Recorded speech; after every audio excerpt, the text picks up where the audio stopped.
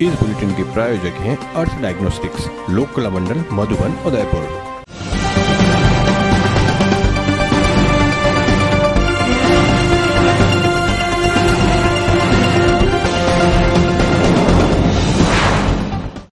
नमस्कार, आप देख रहे हैं एटीएन उदयपुर न्यूज। आपके साथ मैं हूं कृतिका चौबीसा। खबरों में जाने से पहले नजर डालते हैं अब तक की हेडलाइंस पर। निगम की अनदेखी से खत्म होता जा रहा है माणिक्यलाल वर्मा पार्क, चौतरफा गंदगी। एटीएन उदयपुर न्यूज के कैमरे पर सफाई कर्मी भी आराम करते मिली।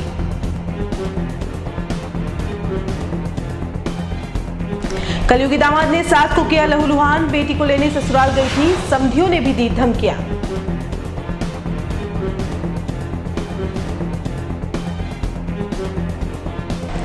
हक की जमीन पाने को निगम और यूआईटी के चक्कर काट रहे फरियादी, कई तो स्वर्गवासी हो गए, जिम्मेदार आखिर मौन क्यों?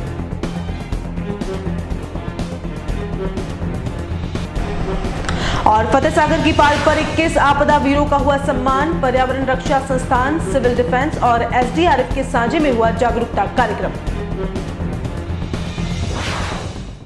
अब खबरें विस्तार से। सबसे पहले बात करते हैं आराम पसंद सफाई कर्मियों की वजह से माणिक्यलाल वर्मा पार्क के बिगड़े हालातों की। आप सभी ने भिलवाड़ा जिले के बिजोलिया गांव में जन्मे स्वतंत्रता सेनानी माणिक्यलाल वर्मा का नाम तो सुना ही होगा। स्वतंत्रता के लिए हुए संग्राम में कई बार जेल जाने और नजरबंद किए जाने वाले सेनानियों में माणिक्यलाल वर्मा का नाम सबसे पहले आता है और इसी वजह से हम भी खुद को गौरवान्वित महसूस करते हैं, क्योंकि राजस्थान की धरा पर जन्मे माणिक्यलाल ने अपना सब कुछ न्योछावर करते हुए देश को आजादी दिलाने वाले वर्मा जी के नाम से पूरे देश में कुछ न कुछ ऐसी चीजें बनी हुई जिस वजह से आने वाली पीढ़ियां उन्हें हमेशा याद रख सके। इसी गौरव को कायम रखने के लिए उदयपुर में भी दूध तलाई पर एक गार्डन को माणिक्यलाल वर्मा का नाम दिया गया। लेकिन निगम की अनदेखी से आज जो इसकी दुर्दशा हो रही है, उसे देखकर पर्यटकों के साथ शहरवासी भी खासे चिंतित हैं। लंबे समय से पानी की व्यवस्था नहीं होने से सभी पेड़ पौधे सूख चुके हैं और अब इसका कोई धनी धोरी नहीं रहा। क्या है पूरा मामला, देखिए हमारे सहयोगी अभिषेक जोशी की खास रिपोर्ट। सिर्फ स्वतंत्रता सेनानी ही नहीं बल्कि वर्ष 1948 में राजस्थान के मुख्य सेवक रहे माणिक्यलाल वर्मा के नाम से दूध तलाई पर बना यह पार्क किसी जमाने में बहुत सुंदर हुआ करता था। पर्यटक ही नहीं, शहरवासी भी इसके गार्डन में बैठकर परिवार के साथ पिकनिक मनाया करते थे। चारों ओर पक्षियों का कलरव और पार्क में लगे झूले बच्चों को आकर्षित करने में कोई कसर नहीं छोड़ते थे। लेकिन अब ये सारी बातें गुजरे जमाने की हो चुकी है। अब न तो यहाँ पानी की व्यवस्था है और न ही कोई सार संभाल करने वाला। कभी शहर के प्रबुद्ध जनों से आबाद रहने वाला यह पार्क आज गर्दुल्लों का ठिकाना बन गया है। यूं तो नगर निगम की उद्यान समिति को इसकी देखरेख करनी चाहिए, लेकिन इसकी हालत देखकर कोई नहीं बोल सकता कि यहाँ कोई ध्यान देने वाला भी है। जहां बगीचे हरे भरे रहा करते थे, वहां चारों ओर पतझड़ का आलम है। काफी समय से यहाँ पेड़ पौधों को पानी तक नसीब नहीं हुआ है और इसी वजह से अधिकतर पेड़ पौधे जल चुके हैं। पार्क में जगह जगह पर शराब और बियर की खाली बोतलें भी आसानी से मिल जाएगी और इन्हें देखने मात्र से ही पता चल जाएगा कि यहाँ कोई सफाई करता भी है या नहीं। इस पार्क में बना एक महल अब भूत महल बन चुका है और गर्दुल्लों का ठिकाना भी है। कभी माणिक्यलाल वर्मा पार्क का अट्रैक्शन माना जाने वाला यह महल पहले बहुत खूबसूरत हुआ करता था, लेकिन अब न तो यहाँ खिड़कियां हैं और न ही दरवाजे। इसके अंदर आपको जो दृश्य दिखाई दे रहे हैं, इससे अंदाजा लगा सकते हैं कि यहाँ क्या कुछ होता होगा। इसी पार्क में कुछ समय पहले तक जगह जगह बेहद खूबसूरत झरने भी गिरते थे, जो कि आज पूरी तरह से बंद हैं। यूं तो उदयपुर 70 वार्डों के विस्तार के साथ नगर परिषद से नगर निगम बन चुका है, लेकिन स्वतंत्रता सेनानी माणिक्यलाल वर्मा पार्क की अनदेखी का अंदाजा यहां लगे नगर परिषद उदयपुर के बोर्ड से ही लगाया जा सकता है, क्योंकि जो नगर निगम खुद के ही बोर्ड को नहीं बदल पाई, वह पार्क की क्या सुध लेगी। वैसे नगर निगम ने यहाँ सफाई कर्मचारी लगा तो रखे हैं, लेकिन उनका काम सिर्फ तनख्वाह उठाना और दिन भर आराम करना ही है। यह तस्वीरें एटीएन उदयपुर न्यूज के कैमरे में भी कैद है, क्योंकि आराम फरमाते सफाई कर्मियों को जैसे ही पता चला कि एटीएन उदयपुर न्यूज का कैमरा चल रहा है, सभी कर्मचारी तुरंत उठ खड़े हुए। सफाई कर्मचारियों को हुई उस तकलीफ का एहसास हमें नहीं हो पाया, क्योंकि जब कोई फोकट की तनख्वाह लेकर आराम फरमाता है तो उसे कितना अच्छा महसूस होता होगा ये हमें नहीं पता है। हम तो सफाई कर्मचारियों से यह भी अपील करते हैं कि यदि कैमरा चलता है और आप काम करते हैं तो हम एक कैमरा हमेशा के लिए पार्क में लगाने को तैयार हैं, बशर्ते शहर की धरोहरों की सार संभाल ठीक से हो जाए। मैं इस जगह को कम से कम 15-20 साल हो गए मेरे को देखते देखते। साल भर पहले ये गार्डन बिल्कुल चमन था, इतनी हरियाली थी, इतना अच्छे पेड़ पौधे सब कुछ लग रहे थे। साल भर हुआ ये पूरा जंगल बन गया। आप ये सारा एरिया देखो, पूरा जंगल बन चुका है और यहाँ पे असामाजिक तत्वों का डेरा हो चुका है, क्योंकि यहाँ पे कोई कांटेक्ट हुआ ही नहीं है साल भर से। और जो साल भर पहले जो ठेकेदार थे उनका काम इतना अच्छा था, गार्डन पूरा चमन हो चुका था। उसके बाद में दो चार लोग आते थे टेम्परेरी, वो कोई काम तो करते ही नहीं इस गार्डन में। सारे पेड़ पौधे यहाँ के सूख चुके हैं। नगर निगम की ओर से भी कोई लगाए गए हैं क्या कर्मचारी? वो 2-4 कर्मचारी लगाए थे, वो मुश्किल से घंटा या आधा घंटा काम करते हैं। 4 कर्मचारी से क्या होता है, जो कॉन्टेक्ट पहले था उनसे काम, ये गार्डन बहुत अच्छा हो गया था हमारा। और अब तो इस गार्डन में आने से ही डर लगता है, क्योंकि यहाँ गर्दूले पानी पिलाएगा कौन जब यहाँ पे वर्कर ही नहीं है, तो यहाँ ठेका ही नहीं है किसी का। ये तो मेरे को तो कभी नज़र नहीं आया यहाँ पे। इस गार्डन को तो कोई, गार्डन की तरफ कोई देखता भी नहीं है। और नीचे भी लोग कहते हैं अब ये रेस्टोरेंट है, यहाँ पे कौन आएगा? आप ये बताओ कि यहाँ पे सारे डेरा इन असामाजिक तत्वों का हो चुका है। यहाँ अकेले आने में भी डर लगता है कि इस गार्डन में बैठे भी कैसे। यहाँ पे 2-3 वारदातें हो चुकी है ऊपर की साइड में, किसी लेडीज का पर्स वगैरह छीनना, क्योंकि गर्दुल्लों का डेरा है यहाँ पे। फिर मैं यहाँ स्विमिंग के लिए आता हूँ, सुबह मॉर्निंग वॉक के लिए भी आता हूँ। ये पार्क जो इसकी स्थिति पहले थी, 20-25 साल से मैं इसको देख रहा हूँ, तो ये मतलब इतना अच्छा गार्डन था। चारों तरफ इसमें हरियाली थी, पेड़ पौधे सही ढंग से छकाई हो रही थी, पानी आने की सुविधा भी अच्छी थी। लोग बाग संडे के दिन, छुट्टियों के दिन परिवार सहित यहाँ आते थे, इन गार्डन में बैठ के भोजन करते थे परिवार समेत, आराम से 10-11 बजे तक बिल्कुल फ्री रूप में रहते थे। आज की तारीख में जो इसकी हालत दुर्दशा देखी है, वो मतलब देखी नहीं जा रही है। अनदेखी के कारण सारा जो भी हुआ है, ये सब जिम्मेदार व्यक्ति हैं जो भी इसके प्रति, ये उनकी लापरवाही से ये सब स्थिति हुई। आज ये सामने जो गार्डन है, ये बिल्कुल पूरा हरा भरा था। सुबह पे लोग बाग यहाँ पे आके योगा करते थे, हम लोग आके यहाँ पे कसरत करते थे। ये कॉम्प्लेक्स से कोई फ्रेश होना था वहाँ चला जाता था। आज वो भी ऐसी हालत हो चुकी कि उसकी, जो आपने तो सभी कुछ देखा ही है। उसके अलावा ये गार्डन सारे बेकार हो चुके हैं, पेड़ बेतरतीब से बढ़ चुके हैं। नीचे के जो गार्डन थे वो सूख गए, पेड़ सारे सूख गए हैं। इसलिए मेरा निवेदन यही है कि जो भी इसके संबंधित हैं, जिम्मेदार व्यक्ति हैं, वो कृपया, हाथ जोड़ के प्रार्थना है, कृपया इस गार्डन की तरफ ध्यान दें। एकमात्र उदयपुर में एक ऐसा गार्डन है जिसमें यहाँ के शहरवासी बिना किसी टिकट के, बिना किसी शुल्क के घूम सकते हैं आराम से। इसलिए मेरी तो यही प्रार्थना है प्रशासन से, संबंधित ठेकेदार जी से, जो भी इसके हैं, आपके न्यूज़ चैनल के जरिए जो भी कुछ हो सकता है, कृपया इस पार्क के लिए करें। पिछोला की चित्कार को सुनकर आखिरकार उदयपुर की सोई जनता जाग उठी है।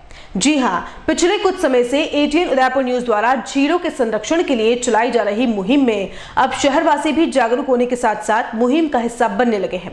और इस पुनीत काम के लिए एटीएन उदयपुर न्यूज आप सभी सहभागियों का बहुत बहुत आभार व्यक्त करता है।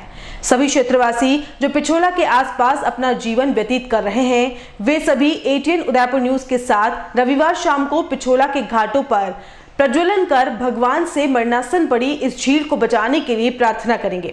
इसी कड़ी में मंगलवार को जगदीश रथ समिति और गड़िया देवरा नवयुवक मंडल ने भी मुहिम का हिस्सा बनने और शहरवासियों को भी साथ जुड़ने के लिए क्या कुछ कहा, आप भी देख लीजिए। आने वाले समय में बड़ी दिक्कत होने वाली है और ये हमारी झीलें पूरी प्रदूषित हो चुकी है और आने वाला टूरिस्ट जो आता है इन झीलों को निहारने के लिए आता है। और आज जो गंदगी हो रही है, जो सीवरेज अंदर जा रहा है, सीवरेज का पानी, और जनता इसी पानी को जनता पी रही है। और आने वाले समय में जो बीमारियां होगी उससे बचा नहीं जाएगा अगर प्रशासन समय रहते नहीं चेता है, तो ये बहुत बड़ी दिक्कत होने वाली है।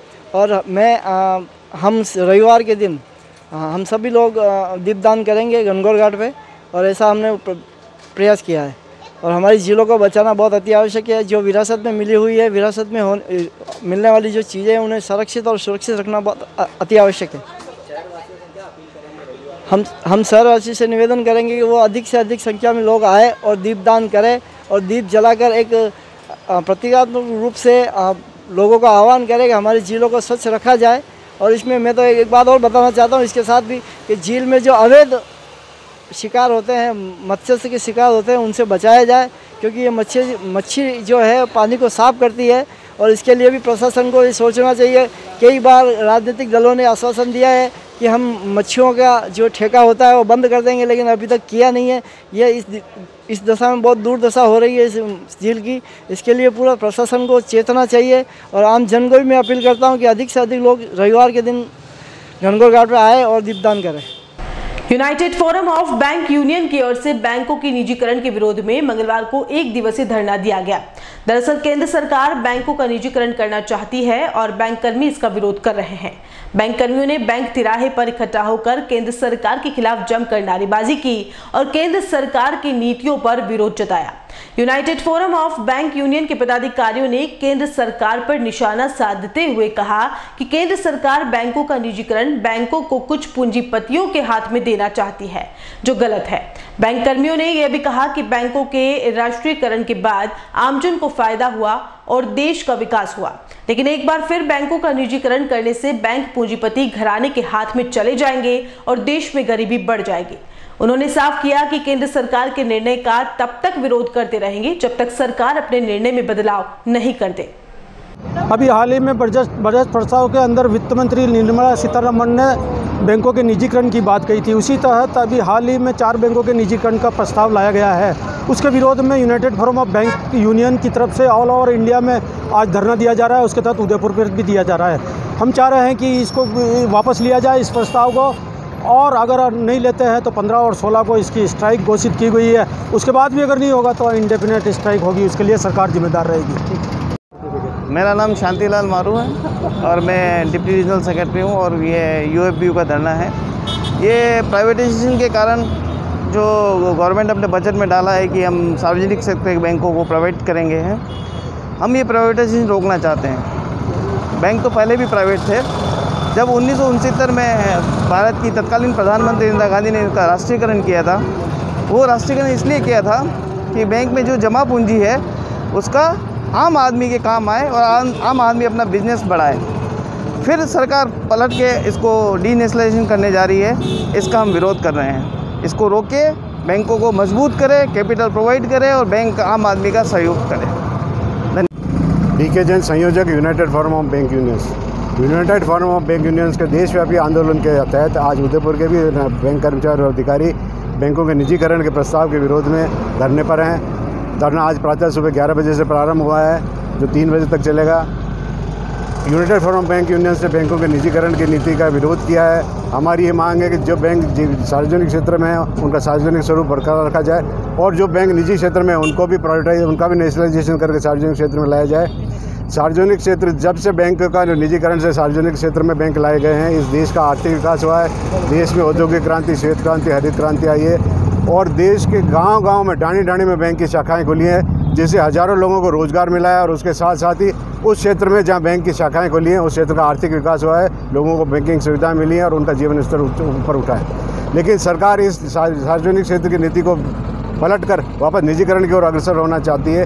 निजीकरण का मतलब है कुछ गिने चुने उद्योगपतियों के हाथ में बैंकों का नियंत्रण, जिससे जो आम जनता की करोड़ों रुपए की जो पूंजी बैंकों में जमा है वो केवल कुछ गिने चुने उद्योगपतियों के आर्थिक विकास में काम आएगी और जो गरीब जनता है वह पुनः गरीबी की ओर अग्रसर होगी और गांव की गरीब जनता पुनः साहूकारों के चुंगल में फंसने के लिए बाध्य होगी। हमारी मांग है people's money for people's welfare, corporate लूट बंद की जानी चाहिए और कुछ पूंजीपतियों के हाथ में इस देश के आर्थिक व्यवस्था को गिरवी रखना उचित नहीं है। हमारी इसी मांग को लेकर आज, केवल एक मांग को लेकर हम आज धरने पर हैं और अगर सरकार ने हमारी इन मांगों को नहीं माना तो 15 और 16 मार्च को हम 2 दिवसीय हड़ताल करेंगे। पर्यावरण रक्षा संस्थान, सिविल डिफेंस और एसडीआरएफ के तत्वावधान में जन जागरूकता कार्यक्रम मंगलवार को फतेहसागर की पाल पर आयोजित किया गया। पर्यावरण रक्षा संस्थान की ओर से आयोजित कार्यक्रम में 21 आपदा वीरों को सम्मानित किया गया। इस मौके पर बतौर मुख्य अतिथि विश्वविद्यालय के कुलपति प्रोफेसर अमेरिका सिंह और बालू सिंह कानावत उपस्थित रहे। पर्यावरण सुरक्षा संस्थान के संस्थापक कमलेंद्र सिंह ने बताया कि संस्थान हर वर्ष ये कार्यक्रम करता है और इस बार आपदा वीरों का सम्मान किया गया है। इस मौके पर सिविल डिफेंस और एसडीआरएफ की टीमों ने मॉक ड्रिल कर जागरूकता फैलाई। इस मौके पर बालू सिंह कानावत ने कहा कि प्रकृति के साथ छेड़छाड़ करने से आपदाएं बढ़ रही हैं। विकास के साथ साथ इस बात का ध्यान रखना होगा कि प्रकृति का संतुलन भी बना रहे, ताकि कम से कम आपदाओं से लोगों को सामना करना पड़े। जैसा कि आप सभी जानते हैं कि ईश्वर ने इस सृष्टि की रचना की, तो इस सृष्टि को बहुत ही सुंदर बनाने के लिए इन्होंने पर्यावरण और जीव अर्थात फ्लोरा और फाइना को इस धरती पर जन्म दिया, परंतु इस पर्यावरण को बिगाड़ने में भी पर्यावरण के जो ये अंग है उसी का हाथ है। जैसे वनस्पति और जीव में ईश्वर ने सबसे अच्छी कृति बनाई तो इंसान की कृति बनाई, पर इंसान ने अपने विकास के लिए विकास के नाम पर, क्योंकि यही सबसे बुद्धिमान है, इसने विकास के नाम पर इस पर्यावरण से छेड़छाड़ की। तो इस पर्यावरण से छेड़छाड़ के कारण ही ये आपदाओं में वृद्धि हुई है। और अभी तो कुछ ऐसे भी रिसर्च हुए हैं कि जैसे पृथ्वी पर जीव हत्या ज्यादा होने से भूकंप की तीव्रता भी ज्यादा बढ़ रही है।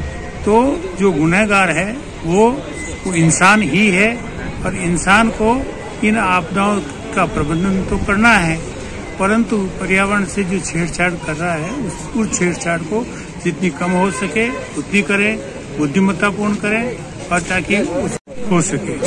तो हमारा काम केवल पर्यावरण की रक्षा करना भी नहीं है, बल्कि पर्यावरण का संतुलित उपयोग करने का है, जिसमें जीव और वनस्पति सह-अस्तित्व से इस धरती पर रह सकेंगे और आपदाओं में वैसे ही इसके कारण कमी आएगी। दूसरा, आपदा प्रबंधन में कि अभी आपने देखा है कि सिविल डिफेंस वाले कितना अच्छा काम कर रहे हैं। जोड़ना चाहिए ताकि हर जगह तो सिविल डिफेंस के जवान मौजूद नहीं रहे, और हर नागरिक जो है तो उसको कुछ बेसिक ज्ञान हो तो वो आपदा प्रबंधन में ज्यादा से ज्यादा लोगों की जान बचा सके। और इसी के साथ ये है कि हम सह-अस्तित्व से जीवें, पर्यावरण के साथ जीवें, पर्यावरण का नुकसान नहीं करें। ये पर्यावरण रक्षा संस्थान, सिविल डिफेंस और एसडीआरएफ की तरफ से एक संयुक्त प्रोग्राम है, जिसमें खास तौर से पर्यावरण रक्षा संस्थान की ओर से हर वर्ष जो है वो आपदा वीर सम्मान का आयोजन किया जाता है। और चूंकि वो 13 अक्टूबर को किया जाता है, और इस बार चूंकि कोरोना काल रहा, इस वजह से ये जो कार्यक्रम है ये आगे खिसकते हुए और आज 23 तारीख को यहाँ पे मनाया जा रहा है, जिसमें सिविल डिफेंस की तरफ से और एसडीआरएफ की तरफ से मॉक ड्रिल का आयोजन किया गया है, और दूसरी जो इमरजेंसी रेस्क्यू मेथड्स हैं और किस तरीके से आपदा प्रबंधन में एक आम आदमी अपनी भूमिका अदा कर सकता है, और किस तरीके से जो अपने आसपास का परिवेश है उसको सुरक्षित कर सकता है, इन सभी चीज़ों के बारे में इनको जो भी दर्शकगण हैं और जो आमंत्रित अतिथि हैं उन सभी को इसके बारे में विशेष रूप से बताया जाएगा, उन्हें इस चीज़ से अवगत भी कराया जाएगा, और एक अवेयरनेस प्रोग्राम के तहत ये सारा कार्यक्रम किया गया है। मैं ये ऐसा मानता हूँ कि ये प्रोग्राम जो है वो एक सामाजिक संदेश देने में कामयाब रहेगा, और जिन्होंने वाकई में कोरोना काल के दौरान एक आपदा वीर के रूप में जो अपनी भूमिका अदा की है, उसे संस्थान और उसे जो सिविल डिफेंस और एसडीआरएफ के माध्यम से एक बढ़िया एक संयोजन के रूप में एक बढ़िया ट्रीटमेंट देते हुए उनके यहाँ सम्मान किया जा रहा है, ताकि उन लोगों का समाज में और प्रशासन को भी पता लगे कि ऐसे लोग बाग भी हमारे यहाँ पर हैं जो बिना किसी लोभ लालच के, बिना किसी और वित्तीय सरोकार के स्वयंसेवक के रूप में काम करते हैं और स्वयंसेवक के रूप में कार्य करते रहेंगे। धन्यवाद। आज इस फतेह सागर की पहल पर 23 फरवरी को मंगलवार को हम जो कार्यक्रम आयोजित कर रहे हैं, ये हमारा वार्षिक प्रोग्राम होता है। इस कार्यक्रम के माध्यम से ये वैसे कार्यक्रम 13 अक्टूबर को विश्व आपदा न्यूनीकरण दिवस पर होता है, और इस कार्यक्रम के माध्यम से हम जनता को जागरूक करना चाहते हैं कि कितने प्रकार की किस तरह की आपदाएं आ सकती है, किस तरीके से उनसे बचाने के प्रयास किए जा सकते हैं। हम एज वेल स्कूलों में बच्चों को भी ट्रेनिंग देते हैं, और हमारे साथ में सिविल डिफेंस और एसडीआरएफ दोनों एजेंसी जुड़ी हुई है, और ये कार्यक्रम प्रत्येक वर्ष 2007 से लगातार चलता आ रहा है। और इस कार्यक्रम में हम उन आपदा वीरों का सम्मान करते हैं, उन आपदा वीरों को हम समाज के बीच लाना चाहते हैं जिन्होंने कोई ऐसा उल्लेखनीय काम किया जिससे समाज में एक बड़ा परिवर्तन आया है। तो ये कार्यक्रम का मुख्य थीम है। इस आज के कार्यक्रम में एसडीआरएफ जो है वो झील के अंदर जलीय आपदाओं के प्रति जो जागरूकता है उसको लेकर प्रदर्शन करेंगे और मंच पर सिविल डिफेंस का प्रदर्शन रहेगा। साथ ही 21 आपदा वीरों को हम सम्मानित करेंगे जिन्होंने कोविड-19 के दौरान अपनी सेवाओं से इस समाज को लाभान्वित किया है। उदयपुर जिले के खेरवाड़ा कस्बे में पिछले दिनों चाइनीज मांझे से गला कटने से हुई मौत के मामले में अभी तक बच्चे के परिजनों को सरकारी सहायता नहीं मिली है। ऐसे में अखिल भारतीय विश्वकर्मा संगठन की ओर से खेरवाड़ा के एसडीएम को ज्ञापन सौंपा गया और मांग उठाई कि इस मामले में अभी तक कोई उचित कार्रवाई नहीं हुई है। इस मौके पर अखिल भारतीय विश्वकर्मा संगठन के संभागीय अध्यक्ष प्यारेलाल सुथार, जिलाध्यक्ष गिरीश सुथार सहित कई लोग मौजूद थे। शमशान भूमि पर हो रहे अवैध कब्जे के विरुद्ध कार्रवाई की मांग को लेकर राजस्थान कालबेलिया समाज कल्याण समिति की ओर से जिला कलेक्टर को मुख्य सेवक के नाम ज्ञापन सौंपा गया।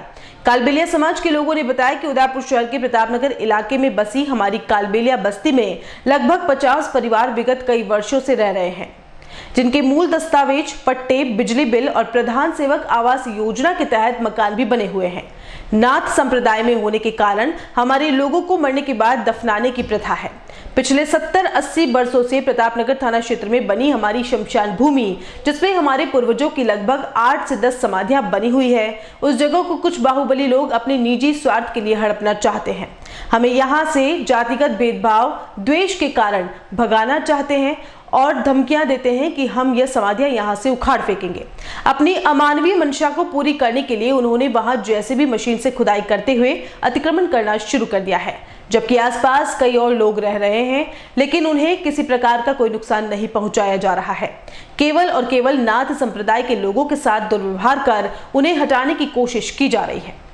हम प्रतापनगर में बसी ए ब्लॉक कॉलोनी वार्ड 40 में बसी हमारी घुमंतु कालबेलिया समाज की जो समाधियाँ कुछ बाहुबली और उपद्रवियों द्वारा हड़पे जाने के बाबत वहाँ पर अतिक्रमण करके हटाने का प्रयास किया जा रहा है, उसके संबंध में मुख्यमंत्री महोदय के नाम ज्ञापन और कलेक्टर महोदय के नाम ज्ञापन देने आए हैं। शासन प्रशासन से हमारी यही मांग है कि जो हमारी घुमंतु जातियाँ हैं, जिन्होंने कुएं खोदे, जिन्होंने औजार बनाए, जिन्होंने पशुपालन किया, वो आज भी इस अवस्था में जी रही है कि जीते जी तो उनको सम्मान मिला नहीं और मरने के बाद भी उनकी समाधियों को निकाल करके बाहर फेंका जा रहा है। तो इससे बड़ी विडंबना कुछ हो नहीं सकती है।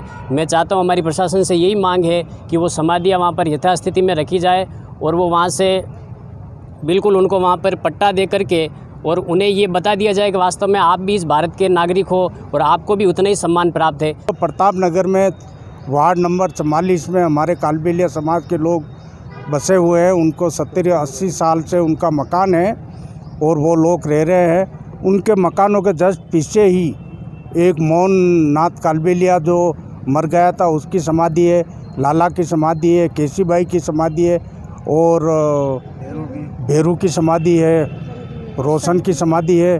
कम से कम 7-8 समाधियाँ बनी हुई है। तो कुछ ऐसे आता तब लोग जो है उनको परेशान करते हैं कि भाई ये समाधि हटा के ये कब्जा हमारे को दे दो। तो जीते जी तो घुमंतु कालबेलिया समाज को ज़मीन नहीं मिली, लेकिन मरतों उपरांत भी 2 गज ज़मीन के लिए हमारी समाज को तरसना पड़ रहा है।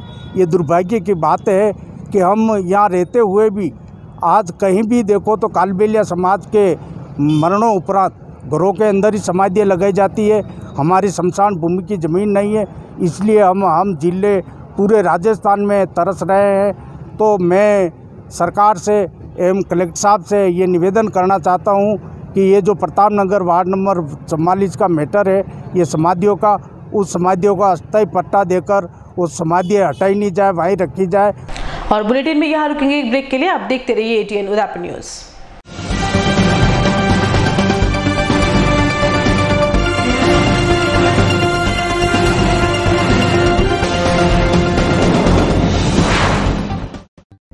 Sir Padampat Singhania University offers exclusive courses in the School of Engineering and School of Management for the students to learn, grow and develop in various technological and managerial fields.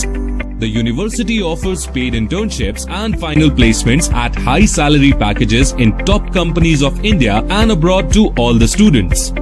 Be a part of India's leading university to achieve professional excellence in the field of engineering and management.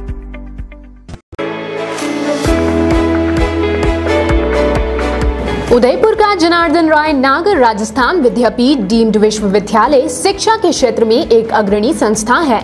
इसकी स्थापना ख्यातनाम शिक्षाविद मनीषी पंडित जनार्दन राय नागर द्वारा वर्ष 1937 में की थी। वर्तमान में यहाँ पर science, commerce, arts, law, physical, computer science, IT के साथ साथ मेडिकल में होम्योपैथी एवं फिजियोथेरेपी के कोर्स चल रहे हैं। इसके अलावा कई तकनीकी कोर्स संचालित होने से हजारों छात्र छात्राओं का भविष्य उज्जवल हो रहा है। विश्वविद्यालय के कुलपति प्रोफेसर एस सारंग देवोत को विशिष्ट कार्यों हेतु भारत सरकार के रक्षा मंत्रालय की ओर से कर्नल उपाधि प्रदान की गई है। कुलपति के अथक प्रयासों से विश्वविद्यालय को नेक से ए ग्रेड मिली है। एडमिशन के लिए संपर्क करें प्रतापनगर के समीप विश्वविद्यालय परिसर में, जहां पर सभी प्रकार के कोर्स के बारे में संपूर्ण जानकारी के साथ छात्र छात्राओं के भविष्य को ध्यान में रखकर दिया जाता है निःशुल्क परामर्श। झीलों की नगरी उदयपुर है एक खूबसूरत शहर और राजस्थान का गौरव। एक ऐसा शहर जो खूबसूरती के लिए है मशहूर, और इसी शहर के बीचों बीच पंचवटी में इस्कॉन सेंट्रल कॉम्प्लेक्स लेकर आए हैं आपके व्यापार की कॉमर्शियल एक्टिविटीज को रन करने के लिए नए आयाम। 5 मंजिला इस्कॉन सेंट्रल कॉमर्शियल कॉम्प्लेक्स में उपलब्ध है 500 से 1500 स्क्वायर फीट तक के ऑफिस और 300 से 1000 स्क्वायर फीट के शोरूम। आधुनिक सुविधाओं से युक्त इस्कॉन सेंट्रल कॉमर्शियल कॉम्प्लेक्स अपने व्यापार को दीजिए एक्स्ट्रा एंड मॉडर्न फैसिलिटीज और ले जाएं उसे ऊंचाइयों की ओर।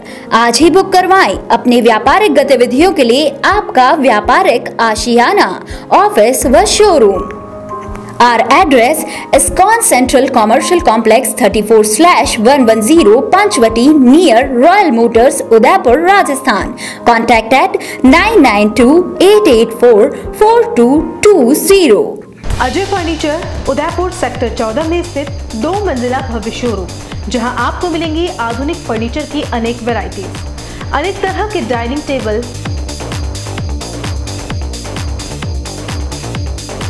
सोफा सेट,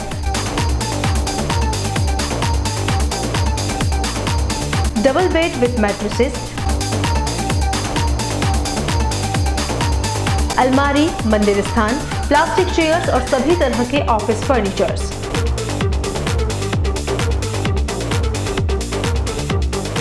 अपना घर सजाने के लिए कैश की चिंता छोड़ दीजिए। अजय फर्नीचर और बजाज एवं HDFC बैंक साथ लेकर आए हैं 0% डाउन पेमेंट और 0 ब्याज और बिना किसी प्रोसेसिंग फीस के आसान ऋण योजना। हॉस्पिटल, होटल्स, कॉलेज, कॉर्पोरेट और सभी तरह के गवर्नमेंट और नॉन गवर्नमेंट इंस्टीट्यूट्स पर फर्नीचरों के विशेषज्ञ। नवरात्रि, दिवाली विशेष ऑफर्स। 4 प्लास्टिक चेयर्स के साथ एक टेबल फ्री, सोफा सेट के साथ centre table free. Corona warriors के लिए विशेष डिस्काउंट। एक बार पधार कर सेवा का मौका अवश्य दें। एक्सचेंज ऑफर, पुराना फर्नीचर लाइए और नया फर्नीचर ले जाइए। सिर्फ 24 घंटे में अपनी मनचाही डिजाइन और अपना मनपसंद कपड़ा लगवाकर सोफा बनवाइए। Address D1 near community centre, sector 14, हिरन मगरी, उदयपुर। कॉलर्स 8233206262।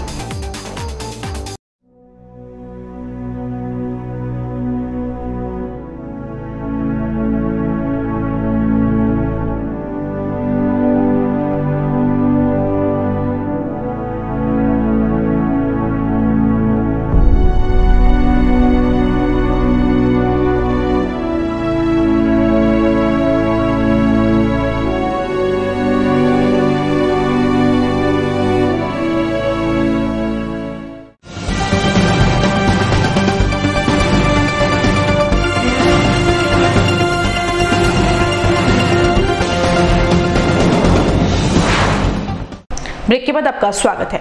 उदयपुर जिले के कानूड़ कस्बे के निकट चक्र भवानी शक्तिपीठ बड़वाई के स्वर्ण कलश आरोहण के 7वें पाटोत्सव को लेकर जारी श्रीमद् भागवत कथा और गौ कथा के दूसरे दिन साध्वी निष्ठा सरस्वती गोपाल ने भागवत कथा का रसपान करते हुए कहा कि गीता सभी शास्त्रों का सार है, इसे जीवन में उतारने के लिए गौ सेवा जरूरी है। साध्वी ने कहा कि जब तक अपनी संतानों को भैंस का दूध पिलाते रहोगे, उनसे सेवा की आस ही मत करो।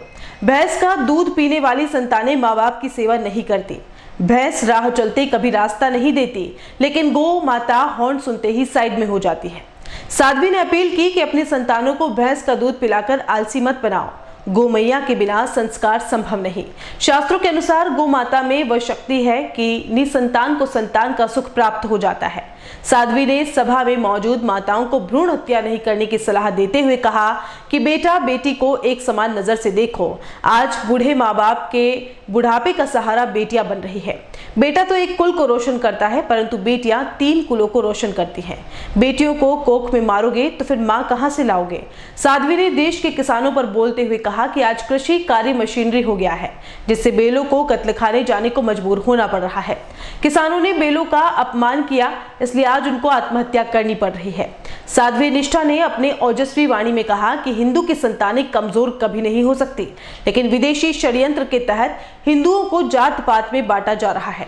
राणा प्रताप ने घास की रोटी खाकर मेवाड़ की रक्षा की। पन्नाधाय ने मेवाड़ की रक्षा के लिए अपने लाल का बलिदान कर दिया। मीराबाई की भक्ति सिखा गई, लेकिन हम सब भूल बैठे हैं, जिसकी वजह आज हम भैंस का दूध पी रहे हैं। साध्वी ने कहा कि एकमात्र भारत माता जिसे मां का दर्जा प्राप्त है, हम हिंद की संतानें हैं। जोश से उठो और देशभक्ति की गर्जना करो। वह जीवन ही व्यर्थ है जो देश के काम नहीं आ सके। दामाद द्वारा अपनी सास के साथ हमाम दस्ते के मुठिए से हमला कर लहूलुहान करने का मामला सामने आया। ससुर ने कानूर थाने में मुकदमा दर्ज करवाते हुए कार्रवाई की मांग की है।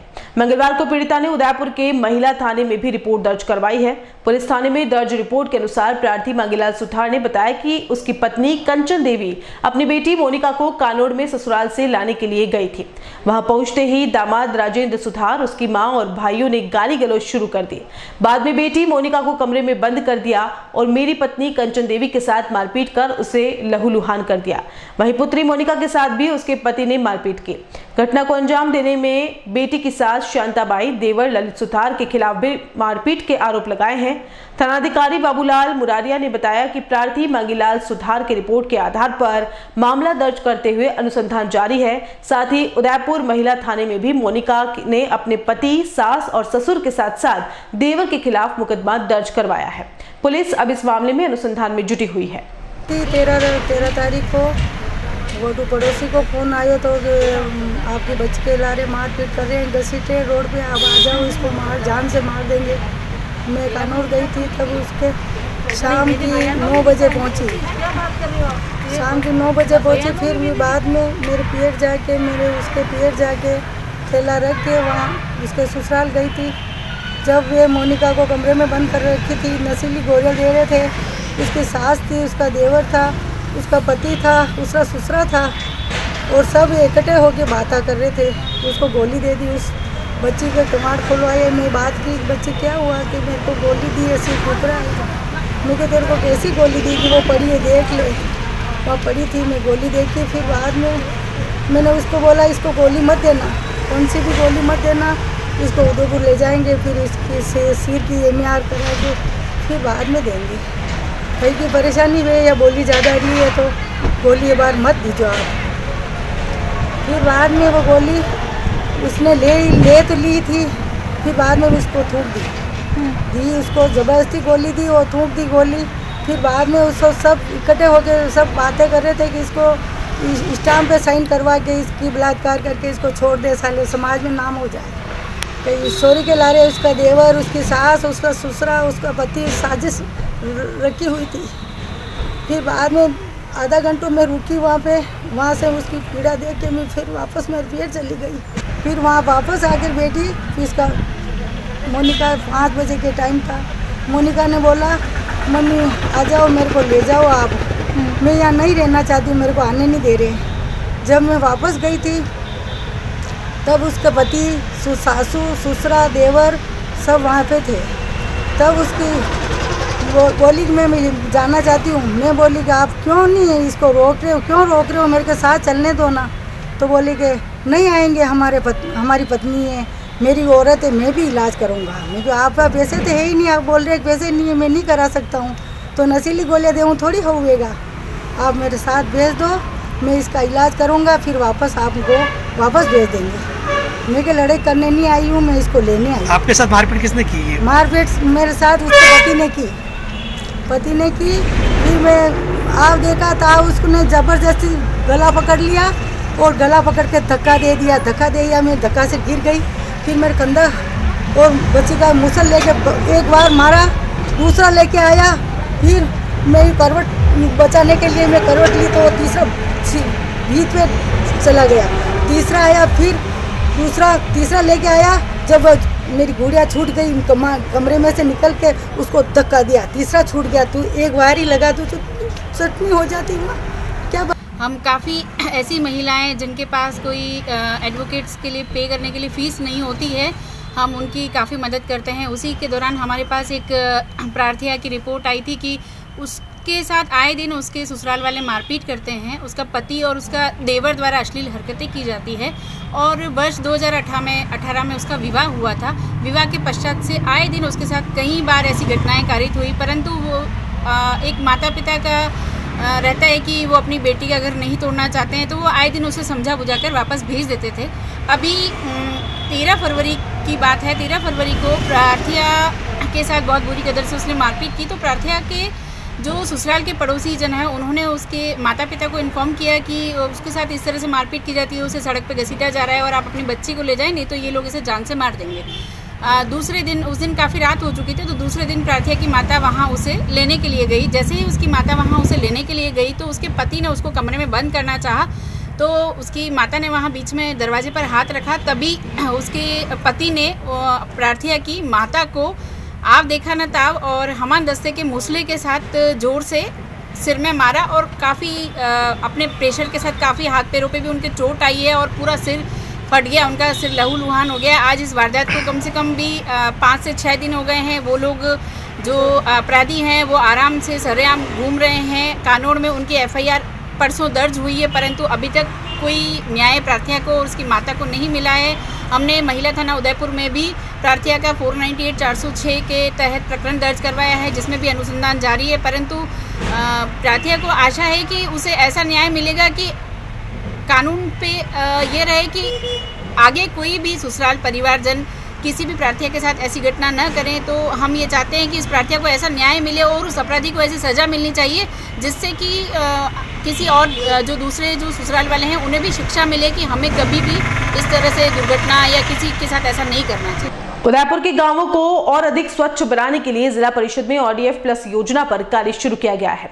इसके तहत पहले चरण में 500 गांवों को चयनित किया गया है। जिला परिषद द्वारा एक डिटेल प्रोजेक्ट तैयार किया गया है और उसकी DPR भी बना ली गई है। अब DPR को वित्तीय स्वीकृति के लिए सरकार के पास भेजा गया है।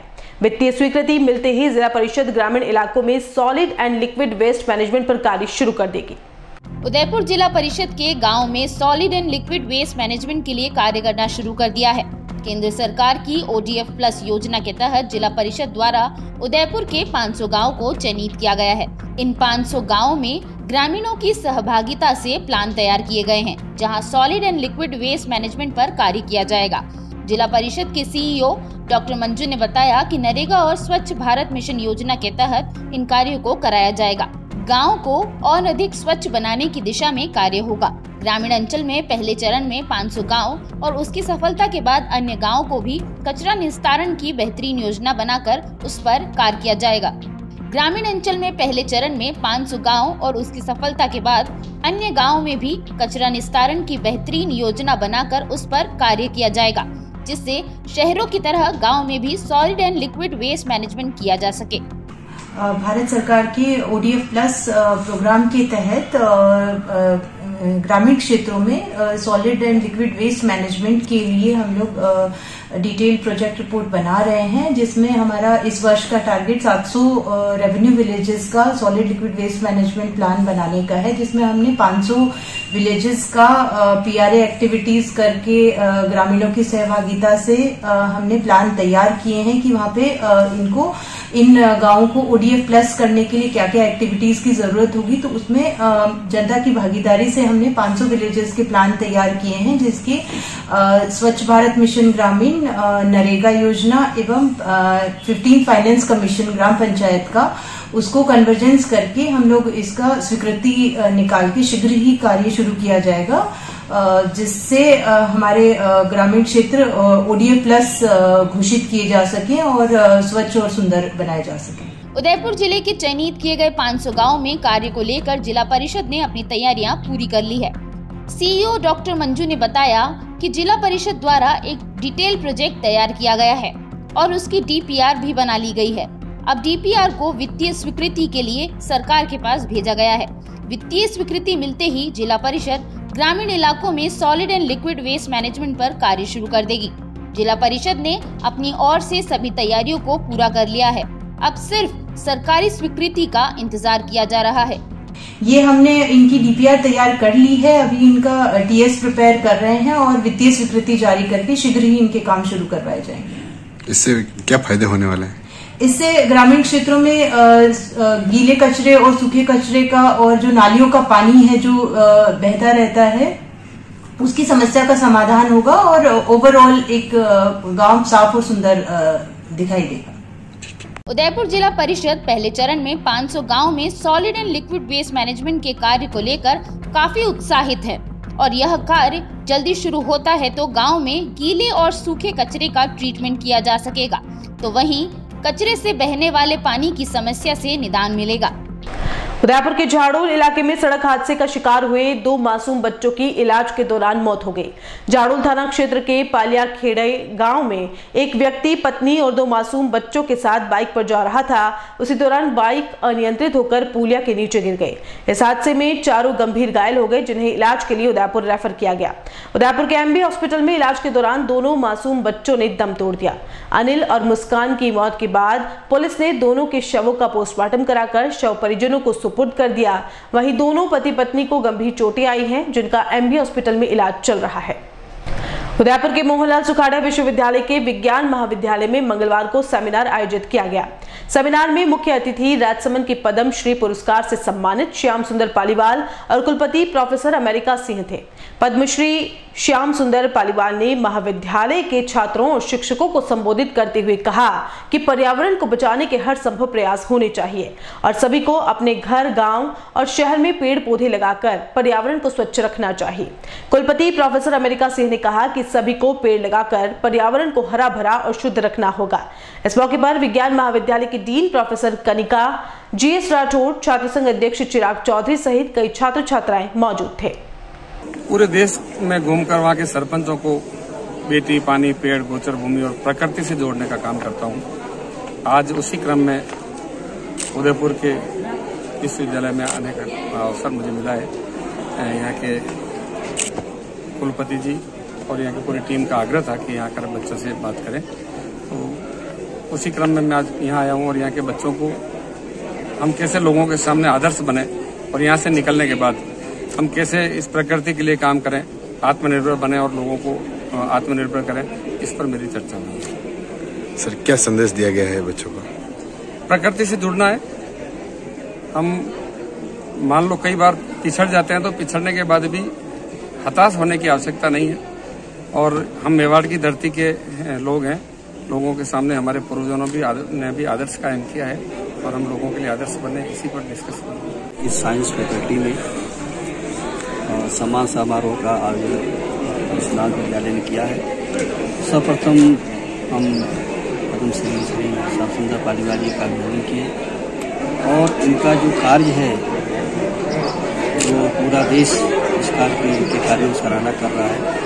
हमारा सभागार में हमारे नए छात्र, पुराने छात्र लगभग 250-300 की संख्या बैठे थे और आपका लगभग 1 घंटा 15 मिनट आपका उद्बोधन हुआ प्रकृति के बारे में और आपके इस राजस्थान के बारे में काफ़ी सभी को ज्ञान दिया और मेरा ये उद्देश्य था कि हमारे बच्चे आपका अनुकरण करें। इस कार्यक्रम का जो मेन उद्देश्य था कि हमारे छात्र छात्राएं आमने सामने आपसे बातों से अवगत हों, आप किस तरह संघर्ष से कार्य किए, जिसमें आज पूरे देश में पर्यावरण के क्षेत्र में आपके कार्यों की सराहना हो रही है।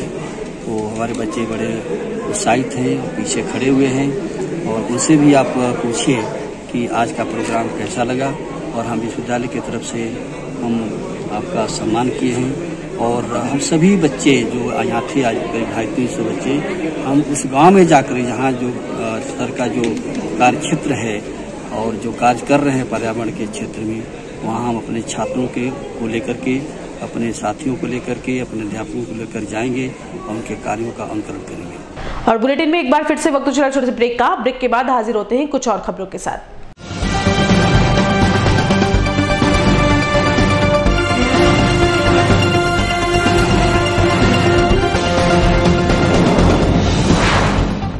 सन सिटी साकरोदा। उदयपुर से 23 किलोमीटर की दूरी पर उदयपुर प्रॉपर्टी लाया है आवासीय प्लान, जिसमें 99 ड्रॉ में शामिल होकर 1,17,500 का प्लॉट मात्र 500 रुपए में पाने का सुनहरा अवसर। आज ही 1000 से बुकिंग करवाकर अपना लकी सदस्यता नंबर प्राप्त करें। संपर्क करें 8559858687 और 9549717069। नमस्कार, उदयपुर प्रॉपर्टी की 11 माह 99 प्लॉट की स्कीम में हम लोगों ने कस्टमर के निवेश का पूरी सुरक्षा का ध्यान रखा है। इसमें 11 माह में हम 99 प्लॉट ड्रॉ के द्वारा आपको देंगे, लेकिन साथ में कस्टमर बहुत हम जो फॉर्म भर रहे हैं, रुचि भी दिखा रहे हैं उदयपुर की जनता, इसलिए हमने उनके निवेश की सुरक्षा के लिए एक और क्लॉज इसमें दिया है। ये फॉर्म आपको दिख रहा होगा, 11 महीने में 16,500 रुपये आपके जमा होंगे।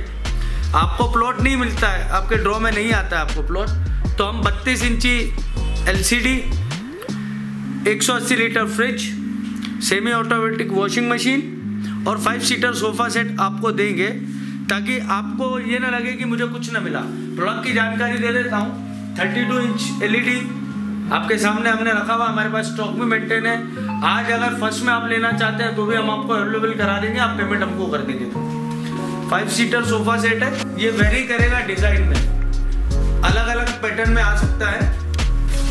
180 लीटर का फ्रिज है, जितने कस्टमर बच जाएंगे सबको दिया जाएगा। सेमी ऑटोमेटिक वॉशिंग मशीन है, इसमें कंपनी वेरी कर सकती है, लेकिन हम ब्रांडेड आइटम में आपको देंगे। धन्यवाद। जुड़िए उदयपुर प्रॉपर्टी की 11 माह 99 प्लॉट ड्रॉ स्कीम सन सिटी साकरोदा से। ऑफिस 212 द्वितीय मंजिल समृद्धि कॉम्प्लेक्स, अपोजिट कृषि मंडी, फ्रंट गेट, रेती स्टैंड, उदयपुर।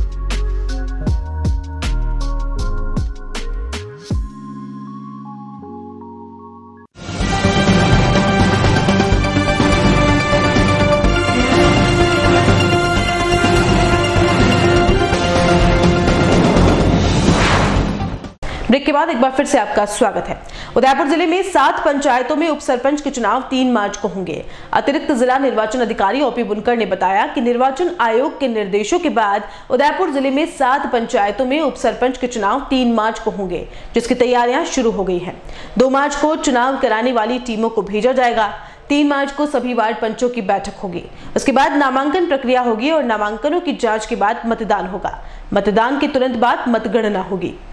देखिए, राज्य निर्वाचन आयोग से जो जिले में 7 उप सरपंच के पद रिक्त रह गए थे, उनके पुनर्निर्वाचन के लिए निर्देश प्राप्त हुए हैं। उसके तहत 3 मार्च को उप सरपंच के चुनाव इन जो 7 पंचायतों में जिनमें रिक्त रह गए थे पद, उनमें होने हैं और उसके लिए समस्त तैयारियाँ की जा रही हैं। और 2 तारीख को हमारे यहाँ से इन सभी 7 पंचायतों में RO और PO की टीम बना के भेजी जाएगी और 3 तारीख को जो है वो 7 पंचायतों में चुनाव संपन्न होगा। सर, क्या प्रक्रिया रहेगी चुनाव को लेकर? प्रक्रिया वही रहेगी कि 3 तारीख को जो है वो सुबह बैठक का नोटिस जारी होगा 9 बजे और 10 बजे से बैठक प्रारंभ होगी। 11 बजे से नाम निर्देशन पत्र प्राप्त कर सकते हैं। 11:30 बजे उनकी समीक्षा होगी, उसके बाद वापसी कर सकते हैं और 11:30 बजे से 12 बजे के बीच में उनको चुनाव जो लड़ने वाले हैं उनको चुनाव आवंटित होंगे और आवश्यकता पड़ेगी तो 12 से 1 बजे के बीच में मतदान होगा। उदयपुर नगर निगम में स्वास्थ्य कर्मचारियों की समस्याओं को लेकर पूर्व पार्षद राकेश खोखावत ने निगम आयुक्त हिम्मत सिंह बारहट और उप महापौर पारस सिंघवी को ज्ञापन सौंपा। इस अवसर पर खोखावत ने दोनों से मुलाकात कर सफाई कर्मचारियों की समस्याओं से अवगत कराया। इसके साथ ही जल्द से जल्द इस समस्या के समाधान की मांग रखी। इस दौरान राकेश खोखावत ने बताया कि जिन कर्मचारियों का कार्यस्थल उनके निवास स्थान से ज्यादा दूर है, उन्हें निवास स्थान से 1 से 2 किलोमीटर के दायरे में लगाया जाए, जिससे उन्हें काम करने में परेशानी नहीं हो और शहर में सफाई व्यवस्था सुचारू रूप से चल सके। इसके अलावा जिन नए कर्मचारियों का 2 साल का समय पूरा हो चुका है और अभी तक स्थायीकरण के आदेश नहीं हुए हैं, उन्हें स्थायीकरण के आदेश जल्द निकाले जाने की मांग भी की गई। मैंने उनको पूछा क्या अपनी परेशानी की। मेजर परेशानी ये है कि तो हमारे ट्रांसपोर्ट इतने दूर कर रखे हैं कि हमको जाने में भी, मैं आपको एक उदाहरण बताऊँ, जैसे एक लेडीज़ है जो वो आती है मलातली से और जाती है यहाँ उदयपुर, उसके बाद उसके गंतव्य स्थल पर जहाँ उसको लगा रखा वहाँ जाती है, तो दूर है काफ़ी। तो हमारी ये मुख्यतः मांग थी उप महापौर जी से कि भाई जो ज़्यादा दूर है उनको दूरी कम करके उनको आसपास ही लगाया जाए, ताकि वो समय से काम पे जा सके और समय से काम भी करे और जो समय उसका आने जाने में थोड़ा वो काम में समय उसका लगे। उस मांग को जायज़ मानते हुए महापौर जी, उप महापौर जी ने उस बात को कहा है कि मैं हम अतिशीघ्र ही इन लोगों ने क्या म्यूचुअल तो कर दिए, लेकिन हम चाह रहे हैं म्यूचुअल के अलावा जो लोग फंसे हुए हैं उन लोगों को भी ये इस करकुरा के और ट्रांसफ़र को करें ताकि ये सुविधा हो सके। दूसरी मांग हमने ये रखी कि भाई 2018 में जो भर्ती हुई थी उनके 2 साल हो चुके हैं, उनमें से 684 के लमसम तो आपने दे दिए हैं, अभी 250-300 के करीबन और बाकी है जो परमानेंट की सर्टिफिकेट, तो वो भी देने का आप कृपा कराएं ताकि क्या जल्दी से जल्दी क्या एक ही समय लगे हैं और उसके बाद भी उनको परमानेंट सर्टिफिकेट नहीं मिला है तो ये रुका क्यों है, ये प्रोसेस अभी 15-20 दिन या 1 महीने से रुका पड़ा है, तो उसके लिए भी हमने निवेदन किया है।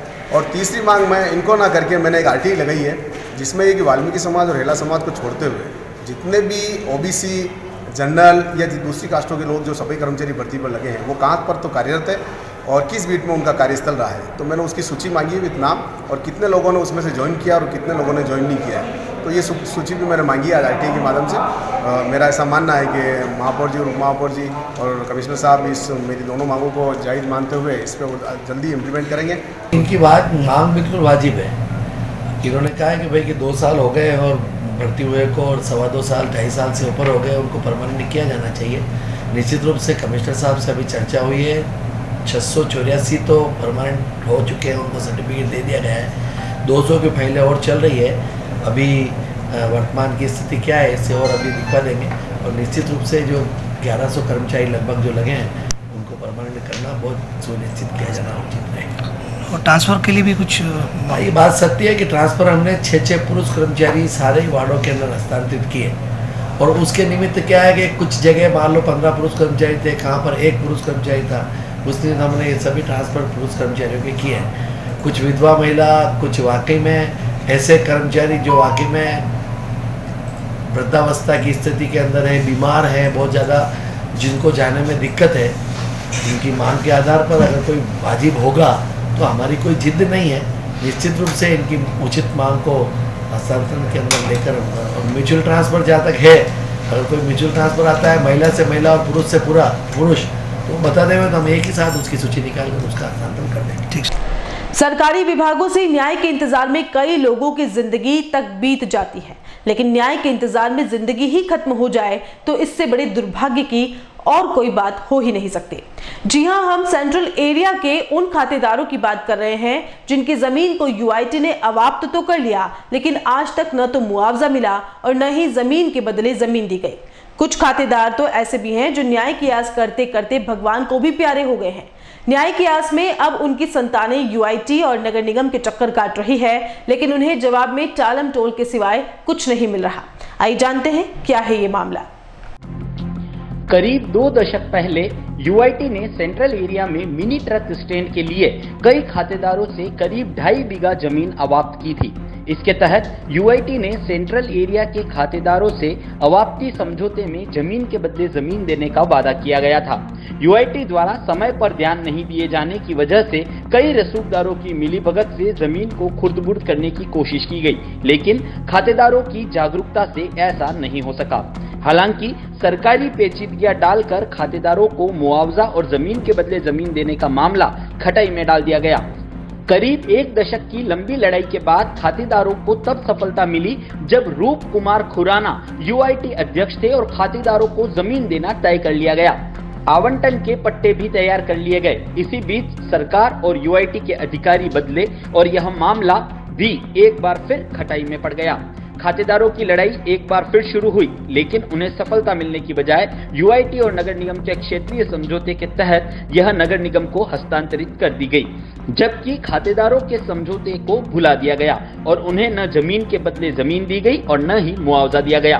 अब नगर निगम उक्त जमीन पर भूखंड काटकर नीलाम कर रही है, लेकिन खातेदारों की कोई सुनने वाला नहीं है।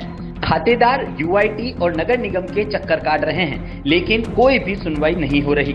जानकारी के अनुसार अपने हक की जमीन लेने की लड़ाई में कई खातेदार तो उम्र दराज होकर दिवंगत भी हो गए। आपको बता दें कि यह जमीन रेती स्टैंड पर मिनी ट्रक स्टैंड बनाने के नाम से खातेदारों से अवाप्त की गई थी, जो आराजी नंबर 1809 से 1811 तक की करीब 2.5 बीघा जमीन है। मूल खातेदारों के विवाद का आज तक निपटारा नहीं हुआ है और खातेदारों को मुआवजा मिले बिना ही जमीन नगर निगम की मिल्कियत बन चुकी है। कई मूल खातेदार तो दिवंगत हो चुके हैं, लेकिन मुआवजे और जमीन के लिए आज भी उनकी संतानें संघर्ष कर रही है। सर 1985 में इन्होंने जो एक्वायर करी जमीन रजिस्ट्रेशन हमारी मिनी ट्रक स्टैंड योजना बनाने के लिए, वहाँ कोई मिनी ट्रक स्टैंड योजना बना नहीं और कम से कम 32 साल तक हम घूमते रहे। 2013 में आरपी शर्मा जी आए, उन्होंने डिसीजन लिया ये वास्तव में लायक है और इनको जगह मिलनी चाहिए। उन्होंने पूरी प्रक्रिया करके उसको पट्टे तक तैयार करवा दिए। फिर क्या पता यूआईटी ने क्यों उन पट्टों को कैंसलाइजेशन कर दिया। उसके बाद में अभी हम हाई कोर्ट चले गए, उनको कहने पे ही हम हाई कोर्ट गए कि साहब आप हाई कोर्ट जाओ, हाई कोर्ट से आपको रिलीफ मिल जाएगी। हम हाई कोर्ट चले गए तो जो हमारी मूल ज़मीन थी जो एक्वायर करी, उनका ये कहना था कि साहब हमारे पास आपको देने के लिए ज़मीन नहीं है, और अभी यूआईटी ने उसको नगर निगम को हस्तांतरित कर दिया और नगर निगम उसी ही ज़मीन की नीलामी कर रही है। जब मूल खातेदार तो घूम रहे हैं और नगर निगम उस ज़मीन को नीलाम कर रहा है, तो मूल खातेदार कहाँ जाएंगे। हमारे पिताजी ने जब ज़मीन खरीदी दुकान के लिए, वो तो चले गए। अब अगर हमारे को भी दुकान है जबकि ज़मीन नहीं मिलेगी तो हम कहाँ जाएंगे इस परिस्थिति में। सर क्या न्याय चाहते हो आप? हम ये न्याय चाहते हैं सर कि जो नगर निगम भूखंड दूसरों को दे रही है, हमारी मूल ज़मीन हमें लौटा देवे। वो यूआईटी ने उनको हस्तांतरित करी है, कोर्ट में हाई कोर्ट में मामला विचाराधीन है, उसके बावजूद भी हमारी सुनवाई नहीं होती सर। तो देखा आपने यूआईटी और नगर निगम में किस तरह की अंधेरगर्दी चल रही है। बरसों से जमीन पर काबिज खातेदार 2 दशक से न्याय की आस लगाए बैठे हैं, लेकिन उन्हें न्याय नहीं मिला है। उल्टे उनके हक की जमीन को सरकारी पैच लगाकर नीलाम किया जा रहा है। बहरहाल मूल खातेदार और उनकी संतानें आज भी यूआईटी से न्याय की आस लगाए बैठे हैं और उन्हें उम्मीद है कि कभी तो उनकी सुनवाई होगी और समझौते में तय की गई जमीन जरूर मिलेगी। और चलते चलते एक नजर अब तक की हेडलाइंस पर। निगम की अनदेखी से खत्म होता जा रहा है माणिक्यलाल वर्मा पार्क, चौतरफा गंदगी। एटीएन उदयपुर न्यूज के कैमरे पर सफाई कर्मी भी आराम करते मिली।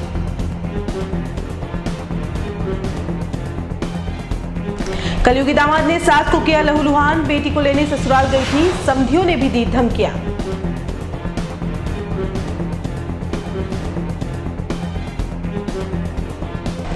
हक की जमीन पाने को निगम और यूआईटी के चक्कर काट रहे फरियादी, कई तो स्वर्गवासी हो गए, जिम्मेदार आखिर मौन क्यों।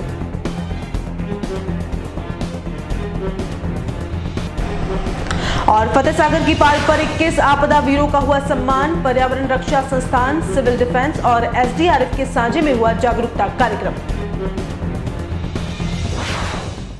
एटीएन उदयपुर न्यूज के बुलेटिन में फिलहाल इतना ही। शहर की तमाम हलचल से आपको आगे भी रूबरू करवाते रहेंगे। फिलहाल इजाजत दीजिए कृतिका चौबीसा को और खबरों के लिए देखते रहिए एटीएन उदयपुर न्यूज। नमस्कार।